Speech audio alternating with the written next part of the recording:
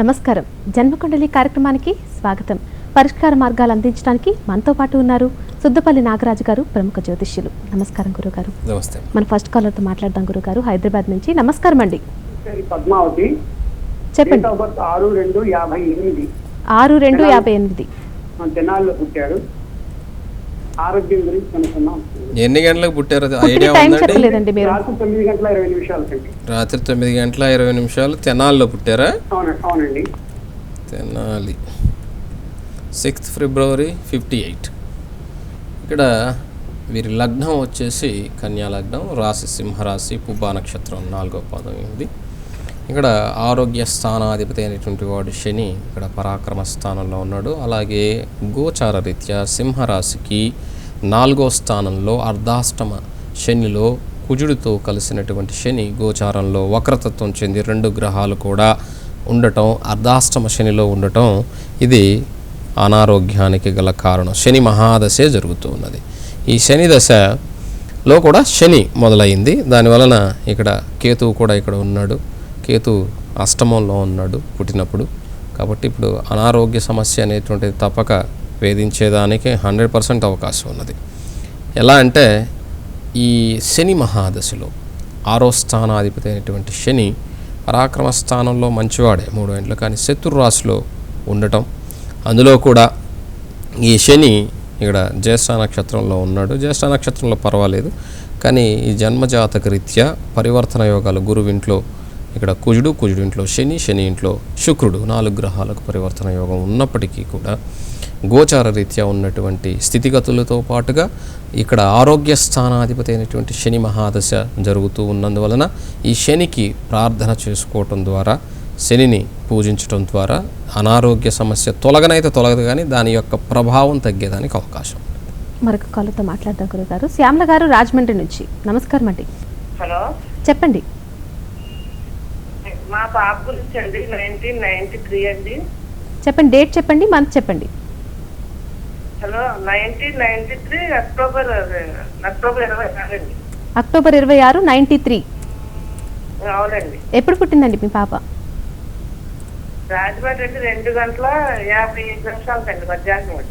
ఎక్కడ పుట్టారు? రాజమండ్రిలో. రాజమండ్రిలో. ఓకే, గురుగారితో మాట్లాడండి. ఒకసారి అమ్మా, మీ పాపది 26 అక్టోబర్ 1993 అండి. 93. ఓకే. ఇక్కడ ఈ పాప లగ్నం కుంభలగ్నం, కుంభరాశి నక్షత్రం, పూర్వాభాద్ర నక్షత్రం 2వ పాదం అమ్మ. లగ్నంలో చంద్రుడు, అలాగే 4వ ఇంట్లో విద్యాస్థాన మాతృస్థానంలో కేతువు నీచ స్థితిలో, అష్టమ శుక్రుడు నీచ స్థితిలో, అలాగే 9వ ఇంట్లో రవి నీచ స్థితిలో గురువుతో, అలాగే కుజునితో, బుధునితో, తర్వాత 10వ ఇంట్లో రాహువు నీచ స్థితిలో, 12వ ఇంట్లో శని వక్రించి ఉన్నటువంటి జాతకం. ఇక్కడ జాతకంలో 4 గ్రహాలు నీచ స్థితిలో ఉన్నాయి. రవి కేతువులతో పాటుగా, రవి రాహువు కేతుతో పాటుగా శుక్రుడు కూడా. ఇక్కడ తండ్రి కారకుడైనటువంటి శుక్రుడు అష్టమంలో ఉండటం దోషాన్ని ఇస్తుంది. అలాగే పూర్వాభాద్ర నక్షత్రంలో జన్మించినటువంటి వాళ్ళకి తండ్రికి ఇబ్బంది కలిగేదానికి, తండ్రికి ఆకస్మికమైన ప్రమాదాలు కలిగేదానికి తప్పక అవకాశం ఉంటుంది. అది మాత్రం జాగ్రత్త. ఈ 4 గ్రహాలు నీచంలో ఉన్నప్పటికీ 3 గ్రహాలు పాపగ్రహాలైనటువంటి 3 గ్రహాలు నీచ స్థితిలో. అయితే ఇక్కడ జాతకంలో 4 అలాగే 10లో రాహుకేతువులు ఉండటం శుభస్థానం. 4 ఈ కేంద్రాలు 4, 10 కర్మస్థానం ఒకటి, సుఖస్థానం ఒకటి, వీటిల్లో నీచ పడిపోయి ఉండటం వలన ఇబ్బందులు కలుగుతాయి. అందులో కూడా అష్టమ స్థానంలో శుక్రుడు, అందులో నీచ స్థితిలో. పరివర్తన యోగం ఉంది కాబట్టి పర్వాలేదు, కానీ అది కూడా దోషాన్ని ఇస్తుంది, వివాహంలో దోషాన్ని ఇస్తుందమ్మా. త్వరగా వివాహం చేయటం ద్వారా, అంటే వివాహం త్వరగా చేసుకోవద్దని కాదు, ఇక్కడ ఆ అష్టమ శుక్రుని యొక్క దోషం వలన ఇది మాంగళ్యంలో ఉన్నటువంటి స్థితిని ఇబ్బంది కలగజేస్తూ ఉంటుంది. కాబట్టి ఇప్పుడు శని మహాదశ జరుగుతుంది. అందులో కూడా శని వ్యయాధిపతి అయి లగ్నాధిపతి అయి ఉన్నాడు. లగ్నంలో ఉన్నటువంటి చంద్రుని యొక్క మహాదశ అంతర్దశ జరుగుతుంది. సప్తమాధిపతి రవి నీచంలో ఉన్నాడు. కాబట్టి వివాహ దోషము, తండ్రి దోషము ఇక్కడ చాలా ఉన్నాయి. సో కాబట్టి నవగ్రహాలకు పూజ చేసుకోమనండి. లేదంటే తప్పకుండా పవర్ఫుల్గా మీరు ఏం చేస్తారంటే, ఈ పాపని సుదర్శన గాయత్రి మంత్రం ఉంటుంది. సుదర్శనాయ విద్మహే మహాజ్వాలాయ ధీమహి తన్నో చక్ర ప్రచోదయ అనేటువంటి ఒక మంత్రం ఉంటుంది. దానిని చక్కగా ఆరాధన చేసుకోమని చెప్పండి. గాయత్రి ఆడవాళ్ళు చదవకూడదు, ఇంకోటి అని చెప్పేటువంటి వాళ్ళు మీరు వినద్దు. భగవంతుడు ఆడ మగ లింగ భేదం లేకుండానే మనల్ని ఈ భూమి మీదకి పంపించాడు. ఒకటి గుర్తుపెట్టుకోండి, ఎవరైనా అలా చెప్పినట్లయితే తప్పకుండా దాన్ని విస్మరించండి, దాని గురించి అసలు ఆలోచించొద్దు. ఎందుకంటే భగవంతుని దృష్టిలో లింగ భేదం లేదు, అందరూ సమానమే అక్కడ. కాబట్టి వేదం భగవంతుడు మన అందరికీ ఇచ్చింది ఏంటంటే స్త్రీ పురుషులు లేకపోతే ఈ సృష్టే లేదు. కాబట్టి సృష్టే లేనప్పుడు భగవంతునికి ఈ సృష్టిలో ఉన్నటువంటి జీవులతో కూడా పని లేదు. కాబట్టి భగవంతుణ్ణి మనం ప్రార్థన చేయాలి. ఏంటంటే మనతో పాటుగా ఉన్నటువంటి వ్యక్తులందరూ కూడా, లేదా సమాజంలో ఉన్నటువంటి భగవంతుని సృష్టి అంతా కూడా చక్కగా మనకు సహకరిస్తుంది, కానీ మనతో పాటు ఉన్నటువంటి వాళ్ళే మనకు సహకరించరు. కాబట్టి ఎవరి గురించి ఆలోచించాల్సిన అవసరం లేదు. చాలామంది చెప్తారు, మీకు ఒక చిన్న ఉదాహరణ చెప్తాను, అంటే జాతకాలు వచ్చింది కాబట్టి చెప్తున్నాను. 1936 సంవత్సరంలో కంచి పీఠాధిపతి అయినటువంటి మహాసరస్వతి, ఆయన నడిచే దేవుడు అని చెప్తారు, ఆయన చంద్రశేఖరేంద్ర సరస్వతి వారు నిజంగా సాక్షాత్ శివస్వరూపులు. వారు కాశీరాజు ఆహ్వానం మీదకు కాశీ వెళ్ళినప్పుడు మామూలుగా ఆ రోజుల్లో ఒకరు గొప్పవాళ్ళు వేయించేస్తున్నారహో అని చెప్పేవాళ్ళు ఉంటారు కదా, జగద్గురు ఆది శంకరాచార్య పరంపర అని చెప్తూ ఉంటే అక్కడ ఉన్నటువంటి కాశీ పండితుడు ఒక ఆయన గురువుగారిని అడిగారట, ఏమనంటే మీరు జగద్గురువా అని చెప్పేసి. అవును, నేను జగద్గురువునే అన్నాడట. ఎలా నువ్వు జగానికి అంతానికి గురువు అవుతావో అని అడిగాడట ఆయన అహంకారంతో. అందుకే విద్యాహంకారము అనేది ఉండకూడదు. జనరల్గా కోపం ఉండొచ్చు, కోపం వేరు, విద్యాహంకారం వేరు. అక్కడ అవును అన్నాడట. ఏంటి చెప్పండి అన్నాడు. జగద్గురువా నువ్వు అన్నాడు. మళ్ళీ నిదానంగా అడగమన్నాడు. జగద్గురువా అన్నాడు. జగద్గురువు కాదు, జగద్గురువు అన్నాడు. విడదీస్తే ఏమైపోయిందంటే జగతే నాకు గురువు, జగత్ నుంచి నేను నేర్చుకుంటాను, కాబట్టి ఈ ప్రపంచం అంతా కూడా నాకే గురువు అని చెప్పేసి చంద్రశేఖర సరస్వతి వారు చెప్తే అప్పుడు ఆ పండితుడు అహంకారం తగ్గిందని చెప్పి నిజంగా జరిగినటువంటి దాన్ని. కాబట్టి ఈ జగత్తుని చూసి ప్రతిదీ నేర్చుకుంటాం. అందుకే చెప్తాను, రాలిపోయే ఆకు నుంచి కూడా నువ్వు నేర్చుకోవచ్చు. దాన్ని చూస్తే నీకు అర్థమవుతుంది. నిన్నటి దాకా నవనవలాడిపోయినటువంటి ఆకు లాంటి నీ జీవితం, భోగం వెళ్ళబోసిన నీ జీవితం ఒక రోజున రాలిపోతుంది. దాన్ని చూసి నేర్చుకో. కాబట్టి ప్రకృతి నీకు నేర్పిస్తుంది, ఈ జగత్తు నీకు నేర్పిస్తుంది. కాబట్టి జగత్తే గురువు. కాబట్టి సుదర్శన గాయత్రి అందరూ చదవచ్చు. అమ్మవారి యొక్క అనుగ్రహం ఉంటే తప్పకుండా చదవచ్చు. కాబట్టి సుదర్శన గాయత్రి మీ పాప చేత చదివించండి. జన్మ జాతకంలో ఉన్నటువంటి సమస్త దోషాలకు ఆ సుదర్శనుడే పరిష్కారం చూపించగలడు. మరొక కాలర్తో మాట్లాడదాం గురుగారు. విజయవాడ నుంచి చిన్మయ్ గారు. నమస్కారం అండి. హలో, చెప్పండి చిన్మయ్ గారు, ఎవరి గురించి తెలుసుకోవాలనుకుంటున్నారు? నమస్తే అండి. 30/6/1960 30/6/19. మీరు టీవీ వాల్యూమ్ తగ్గించేసి నాతో డైరెక్ట్ గా మాట్లాడండి. గురుగారు చెప్పేటప్పుడు మాత్రమే టీవీ పెట్టుకోండి. 1964 అండి, సాయంత్రం 6:30కి. ఎక్కడ పుట్టారండి? సాయంత్రం 6:30కండి, విజయవాడలో పుట్టాను. సరే అండి, గురుగారితో మాట్లాడండి. విజయవాడ అండి. ఇక్కడ ఈ జన్మ జాతకంలో అమ్మ సంపూర్ణ కాల సర్పదోషం ఉన్నది. ధనుర్లగ్న కేతువు, అలాగే 3వ ఇంట్లో శని చంద్రుల యొక్క యోగము, శని వక్రతత్వం చెంది, పంచమ గురు, 6వ ఇంట్లో శుక్రుడు వక్రించి కుజునితో, సప్తమంలో రవి బుధ రాహువులు ఉన్నటువంటి జాతకం. సప్తమంలో రాహు మూల త్రికోణంలో ఉన్నాడు, అలాగే రవి బుధుల యొక్క యోగము ఉన్నది. అందులో భద్రమహాపురుష యోగము. రాహువు యొక్క మాయ చేత సప్తమంలో ఉన్నటువంటి ఈ గ్రహాలు ఏవైతే ఉన్నాయో అద్భుతమైనటువంటి ఫలితాలను ఇస్తాయి. కానీ సర్పదోషం అన్నటువంటిది తప్పకుండా ఇబ్బంది కలిగించేదానికి అవకాశం ఉన్నది. ఇప్పుడు బుధ మహాదశ జరుగుతుంది. ఈ బుధదశ అద్భుతంగా ఉంటుంది. బుధుల్లో గురువు కూడా చాలా చక్కగా ఉన్నాడు. అయితే సప్తమ స్థానంలో గోచార రీత్యా గురు రాహువుల యొక్క కలయిక ఉన్నందువలన సింహరాశిలో కుంభరాశికి అదే రాహు మీరు పుట్టినప్పుడు సప్తమంలో ఉన్నందువలన భర్తకు సంబంధించినంత వరకు దోషం ఉంటుంది. ఆకస్మికమైనటువంటి అనారోగ్యం కానీ ఆకస్మిక ప్రమాదం కానీ జరిగేదానికి అవకాశం ఉన్నది. కాబట్టి రేపు ఇక్కడ జన్మజాతకరీత్యా రాహు ఇక్కడ నుంచి అంటే సప్తమ స్థానం అయినటువంటి సింహం నుంచి వెళ్ళేంత వరకు చాలా జాగ్రత్తగా ఉండవలసినటువంటి అవసరం ఉన్నది. ఇక్కడ దశాంతర దశల రీత్యా కూడా 2017 జూలై 8 వరకు చాలా జాగ్రత్తగా ఉండాలి. బుధ మహాదశ జరుగుతుంది. కాబట్టి సంపూర్ణ కాలసర్పదోషానికి వైష్ణవి మాతని తప్పకుండా ప్రార్థన చేయండి, లేదా దుర్గా ఆరాధన చేయండి. దానివలన మీకు ఈ రాహుకేతు యొక్క దోషం పోతుంది. బుధుడు విష్ణు భక్తికి కారకుడు కాబట్టి, దుర్గ కూడా మహావిష్ణువు యొక్క స్వరూపం కాబట్టి శంకు చక్రాలతో ఉంటుంది కాబట్టి తప్పకుండా ఆమెను ఆరాధన చేయటం మంచిది. మరొక కాలతో మాట్లాడదాం గురుగారు. శిరీష గారు హైదరాబాద్ నుంచి. నమస్కారం అండి. నమస్కారం. చెప్పండి, ఎవరి గురించి తెలుసుకోవాలనుకుంటున్నారు? మా హస్బెండ్ గురించి తెలుసుకోవాలండి. నమస్కారం గురువు గారు. నమస్తే అమ్మా. చెప్పండి, డేట్ ఆఫ్ బర్త్ చెప్పండి. గురించి తెలుసుకోవాలండి. డేట్ ఆఫ్ బర్త్ 13th మే జయ వెంకటేశ్వరరావు పేరండి. పేరు చెప్పమ్మా. 13th మే 1974 అండి. ఎన్ని గంటలకమ్మా? ఎర్లీ మార్నింగ్ 3:50 అండి. 3:50. ఏ ఊర్లో పుట్టాడమ్మా? శ్రీకాకుళం అండి. శ్రీకాకుళం. మీ వారి యొక్క లగ్నం మీన లగ్నం, రాశి వచ్చేసి మకర రాశి, శ్రవణ నక్షత్రం 1వ పాదం. లగ్నంలో శుక్రుడు ఉచ్చ స్థితిలో మాలవ్య మహాపురుష యోగంలో, 2వ ఇంట్లో రవి ఉచ్చ స్థితిలో, 3వ ఇంట్లో బుధుడు కేతువు నీచ స్థితిలో, 4వ ఇంట్లో శని కుజుల యొక్క దోషము. ఇది కుజదోషం కింద పరిగణలోకి వస్తుందమ్మా. ఎందుకంటే ఈ కుజుడు జాతకంలో కుటుంబాధిపతి అయి, భాగ్యాధిపతి అయి, అలాగే ఇక్కడ శని లాభ వ్యయాధిపతి అయి 4వ ఇంట్లో ఉండటం, అది కేంద్రంలో కుజు శనిల యొక్క కలయిక ఉండటం, ఇది కుజదోషంగా పరిగణిస్తుంది. దీనివలన అన్యోన్యత దెబ్బతింటుంది. మీ ఇద్దరి మధ్య మిస్అండర్స్టాండింగ్స్ వస్తాయి, జాగ్రత్తగా ఉండాలి.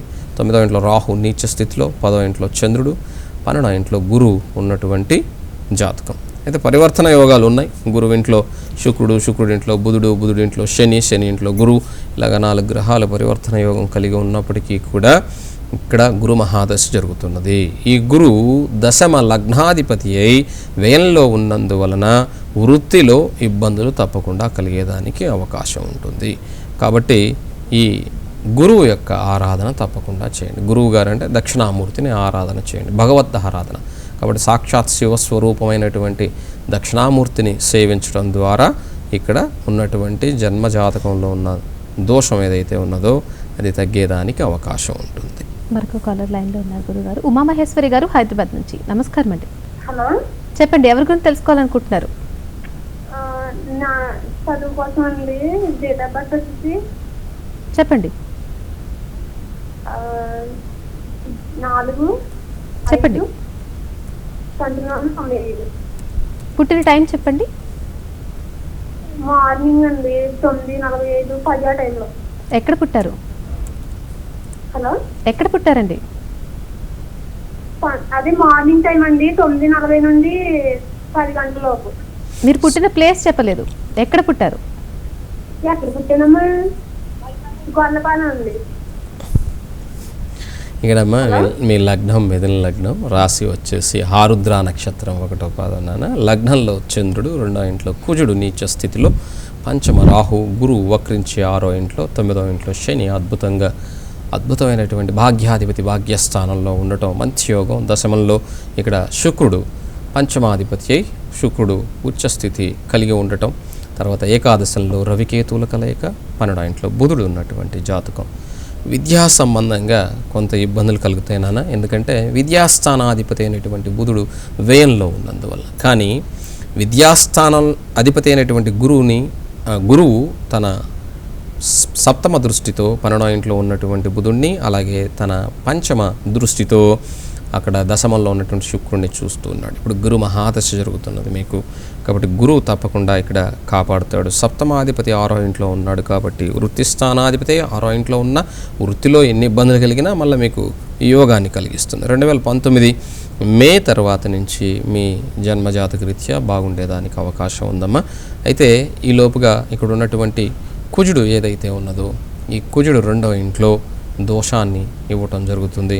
నీచంలో ఉన్నాడు. అయినప్పటికీ గురువు తన 9వ దృష్టితో నీచ భంగాన్ని చేస్తూ ఉన్నాడు. కాబట్టి మొత్తం గురువు యొక్క ఆధీనంలో ఉన్నందువలన తప్పకుండా ప్రతి గురువారం బాబా గుడికి వెళ్ళండి. సాయిబాబా గుడిలో చక్కగా మీకు వీలైనప్పుడల్లా బాబాని దర్శించడం ద్వారా, ఆయన్ని సేవించడం ద్వారా మీ విద్యా సంబంధమైన, వివాహ సంబంధమైన, వృత్తి సంబంధమైన, కుటుంబ సంబంధమైన అన్నిటికీ కూడా గురువు యొక్క ఆధీనంలో, గురువు యొక్క చూపులో ఉన్నది కాబట్టి గురువుని ప్రసన్నం చేసుకోవటం మంచిది.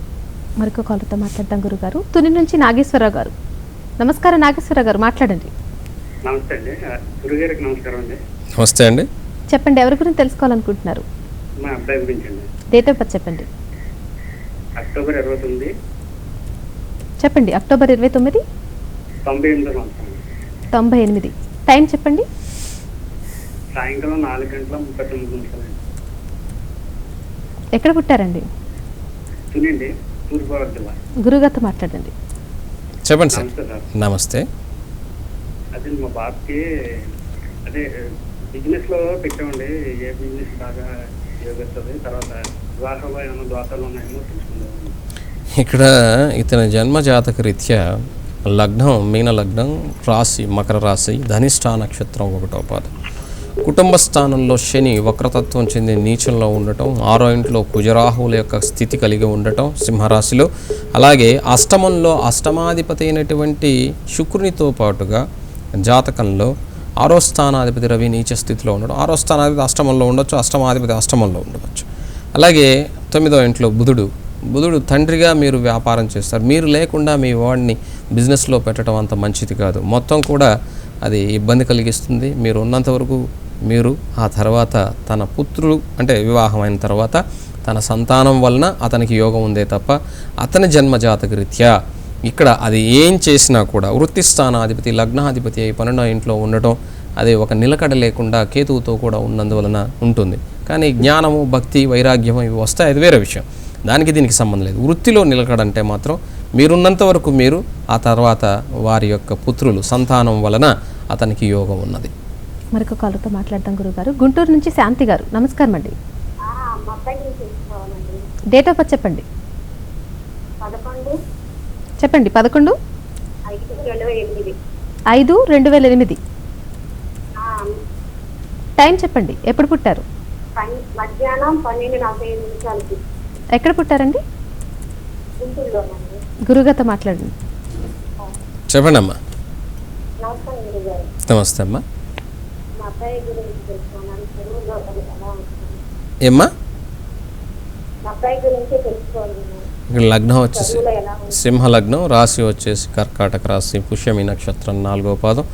లగ్నంలో శని సింహ లగ్నంలో, పంచమంలో గురువు వక్రించి స్వస్థానంలో, 6వ ఇంట్లో రాహు, అలాగే లగ్నాధిపతి అయినటువంటి రవి భాగ్యంలో, దశమాధిపతి అయినటువంటి శుక్రుడు కూడా భాగ్యంలో, అలాగే ఏకాదశానికి అధిపతి అయినటువంటి కుటుంబాధిపతి బుధుడు. ఇది బాగుంది. అయితే జన్మజాతక రీత్యా చంద్రమంగళ యోగం ఉన్నప్పటికీ 12వ స్థానంలో కుజుడు నీచపడిపోయి నీచభంగంలో, అందులో కూడా కేతువుతో ఉండటం, చంద్రకేతువుల కలయిక, కుజకేతువుల కలయిక ఉండటం కొంత దోషాన్ని ఇస్తుంది. విద్యా సంబంధంగా విద్యాస్థానాధిపతి వ్యయంలో ఉన్నందువలన వ్యయాధిపతితో ఉన్నప్పటికీ కూడా కేతువుతో కూడా చేరి ఉండటం, నీచంలో ఉండటం దోషాన్ని ఇస్తుంది. హనుమంతుడిని ఆరాధన చేసుకోమనండి. సుందరాకాండ కానీ హనుమాన్ చాలీసా కానీ వినమనండి. దానివలన విద్యలో గొప్ప స్థితికి వచ్చేదానికి మంచి భవిష్యత్తు, ఎందుకంటే ఆల్రెడీ మంచి భవిష్యత్తు ఉంది. దశమంలో రవి శుక్రులు ఉన్నప్పుడే ఇక్కడ అందులో రవి ఉచ్చస్థితిలో ఉండటం వలన అతను ఏం చేసినా చదివినా అతను చదువుకు సంబంధించినటువంటి ఉద్యోగం చేయడు, వేరే చేస్తాడు. దాంట్లో మాత్రం ఉన్నతమైనటువంటి స్థితిలో చాలా మంచి పేరు గొప్పగా చేసుకొని ఉన్నతమైనటువంటి స్థితిలో ఉంటాడు. కాబట్టి భయపడాల్సిందేమీ లేదు. మరొక కాలతో మాట్లాడదాం గురుగారు. కడప నుంచి లలిత గారు, హలో, నమస్కారం అండి. చెప్పండి. నమస్తే గురువుగారు. నమస్తే అమ్మా. చెప్పండి. డేట్ ఆఫ్ బర్త్ చెప్పండి. ఎవరి గురించి తెలుసుకోవాలి? 20 ఆగస్ట్ 1979 ఎన్ని గంటలకమ్మా? రాత్రి 11:50 ఏ ఊరమ్మా? కడప జిల్లా. కడప. మీ లగ్నం మా భర్త గురించి తెలుసుకోవాలనుకుంటున్నాను. ఇది మీ భర్తదా? అవునండి, మా సంతానం కోసం కలుగుతుంది. ఇక్కడ లగ్నం వచ్చేసమ్మా వృషభ లగ్నం, రాశి కర్కాటక రాశి, నక్షత్రం పుష్యమి నక్షత్రం 3వ పాదం. కుటుంబ స్థానంలో ఇక్కడ కుజుడు, 3వ ఇంట్లో చంద్రుడు స్వస్థానంలో, గురువు ఉచ్చస్థితిలో బుధునితో, 4వ ఇంట్లో శుక్రుడు రవి, అలాగే రాహు శని కూడా, రవి కూడా స్వస్థానం సింహరాశిలో. అయితే సంపూర్ణమైనటువంటి కాలసర్పదోషం, దశమంలో కేతు ఉన్నప్పటికీ సంపూర్ణమైనటువంటి కాలసర్పదోషం ఉన్నటువంటి జాతకం. చాలామంది చెప్తూ ఉంటారు ఏమని, ఒకే రాశిలో ఉన్నప్పటికీ ఒక డిగ్రీ తేడాతో ఉంది కదా, మరి అది దోషం లేకుండా పోతుంది కదా అని. అది అలాగా ఏమి లేదమ్మా. నేను చాలామందిని చూశాను, చాలా జాతకాలు పరిశీలించాను. కాబట్టి దోషం ఉంటుంది ఒకే రాశిలో ఉన్నప్పటికీ. ఇప్పుడు పాలంతా ఒక విషపు చుక్క పాడు చేయదా? అక్కడే కదా పడింది పాలు, మిగతా పాలు బాగుంటాయి అంటారా? లేదు కదా, మొత్తం పాడు చేస్తుంది. ఆ రాహు యొక్క విషం ఏదైతే ఉన్నదో అదే ఆ ఇంటిని మొత్తం పాడు చేస్తుంది, అందులో ఉన్నటువంటి గ్రహాలను కూడా పాడు చేస్తుంది. కాబట్టి ఈ రాహుకేతువుల యొక్క అసలు రాహుకేతువులే గ్రహాలు లేవు కదా, అవి వచ్చేసి ఒట్టి నీడే కదా అని వాదించే వాళ్ళు కూడా ఉన్నారు. ఋషులకే భిన్నాభిప్రాయాలు ఉన్నాయి, అది వేరే విషయం.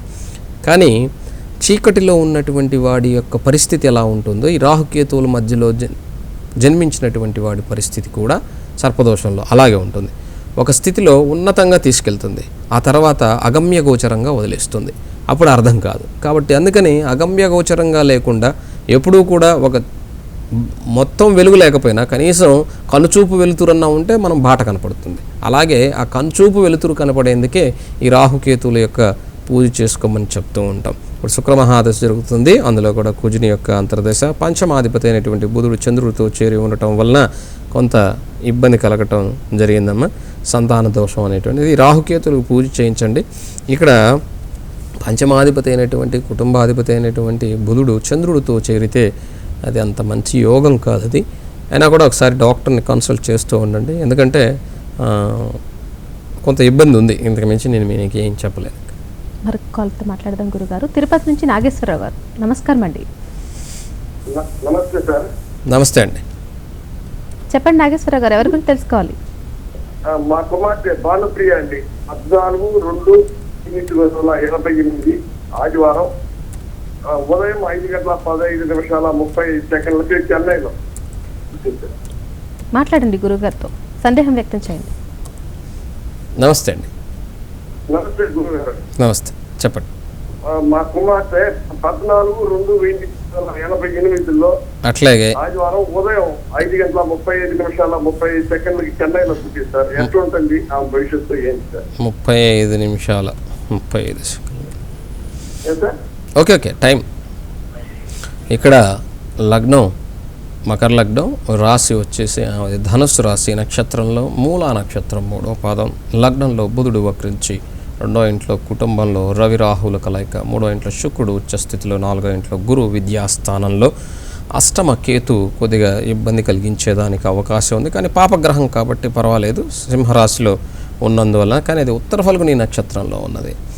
అదే సొంత నక్షత్రం మకా నక్షత్రంలో ఉంటే అది వేరుగా ఉండేది, ఎందుకంటే మూలా నక్షత్రం కూడా తన సొంత నక్షత్రం కాబట్టి కేతువుకి అష్టమంలో ఉన్నప్పటికీ కూడా ఇబ్బంది కలిగేది కాదు. కానీ రవి నక్షత్రంలో ఉన్నప్పుడు, అది రవి నక్షత్రంలో కేతు అష్టమంలో ఉన్నప్పుడు తప్పకుండా దోషాన్ని ఇస్తుంది. అందులో కుజదోషం ఒకటి ఉంది పాపకి. కాబట్టి ఈ కుజదోషానికి పరిహారం తప్పనిసరిగా చేసుకోవాల్సి ఉంటుంది. సప్తమాధిపతి అయినటువంటి చంద్రుడు కూడా కుటుంబాధిపతి అయినటువంటి శనితో చేరి 12వ ఇంట్లో ఉండటం అదంత మంచిది కాదు. రేపటి రోజున వివాహం జరిగినా కూడా వారి అత్తగారితో దెబ్బలాడి విడిపోయేదానికి అవకాశం ఉంటుంది. కాబట్టి చాలా జాగ్రత్తగా వచ్చే జాతకుల యొక్క జాతకాన్ని పరిశీలించి ఇద్దరికీ కలిస్తేనే వివాహం చేయండి. లేని పక్షంలో ఇబ్బంది పడేదానికి 100% అవకాశం ఉన్నది. మరొక కాల్తో మాట్లాడదాం గురుగారు. వైజాగ్ నుంచి రమణ గారు, 28/4/1978 పుట్టిన టైం చెప్పండి. 28/4/1978 అండి. తగ్గిస్తాను. Date of birth 28/4/1978. పుట్టిన టైం చెప్పండి. ఉదయం 8:53 ఎక్కడ పుట్టారు? పుట్టారు. గురుగారితో మాట్లాడండి. చెప్పండి సార్. నమస్తే గురు. నమస్తే. అబ్బాయి అదే అండి, అబ్బాయికి సరైన ఉద్యోగం రాలేదు, మ్యారేజ్ అయింది, పిల్లలు ఏం కలగలేదు, ఆరోగ్యం కూడా సరిగా ఉండట్లేదు. ఈ అబ్బాయి లగ్నం మిథున లగ్నం, రాశి వచ్చేసి ధనుస్సు రాశి, నక్షత్రం పూర్వాషాఢ నక్షత్రం 3వ పాదం. సంపూర్ణమైనటువంటి అంటే ఒక 80% వరకు కాలసర్పదోషం. చంద్రుడు ఒక్కడే బయట ఉన్నాడు, మిగతా గ్రహాలన్నీ మేజర్ ప్లానెట్స్ అన్ని రాహుకేతువుల మధ్యలో ఉండటం, పంచమాధిపతి అయినటువంటి శుక్రుడు వేయంలో ఉండటం వలన సంతాన దోషం కలగటానికి గల కారణం. అయితే రవిలో రాహులో శని జరుగుతుంది. ఈ రాహుల్లో శని జరుగుతూ ఉన్నది కాబట్టి రాహులో కూడా రాహు 4వ ఇంట్లో ఉండటం, వృత్తి స్థానాధిపతి అయినటువంటి గురు పరివర్తన యోగంలో బుధుడు నీచ స్థితిలో కేతువుతో కూడా ఉండటం, తప్పకుండా మంచి ఉద్యోగం వస్తుంది. నెక్స్ట్ ఇయర్ డిసెంబర్ కల్లా మంచి స్థితిలో ఉంటాడు. కానీ రాహుకేతులు తప్పనిసరిగా పరిహారం చేసుకుంటూ ఉండాలి. లలితాదేవి యొక్క అమ్మవారి యొక్క లలితా సహస్రనామాన్ని ప్రతిరోజు మీ ఇంట్లో ఉన్న మీ అబ్బాయిని వినమని చెప్పండి, తర్వాత చదువుకోవడానికి ప్రయత్నం చేయమని చెప్పండి. అమ్మవారి యొక్క అనుగ్రహ కటాక్ష సిద్ధి కలిగితే తప్ప సంతానం కలిగేదానికి అవకాశం చాలా తక్కువగా ఉంటుంది. ఆమె అనుగ్రహం వల్లే ఇక్కడ కలగాలి. ఎందుకంటే పంచమాధిపతి శుక్రుడు శ్రీగ్రహం కాబట్టి అది వ్యయంలో స్వస్థానంలో ఉంది కాబట్టి ఆలస్యం చేసిన అనుగ్రహం తప్పకుండా త్వరగా ఇస్తే త్వరగా కలిగేదానికి అవకాశం. జాతక వివరాలన్నీ చాలా చక్కగా అందించారు గురుగారు, ధన్యవాదాలండి. నమస్తే. ఇది ఈనాటి జన్మకుండలి కార్యక్రమం. రేపటి జన్మకుండలి కార్యక్రమంలో తిరిగి కలుసుకుందాం. నమస్కారం.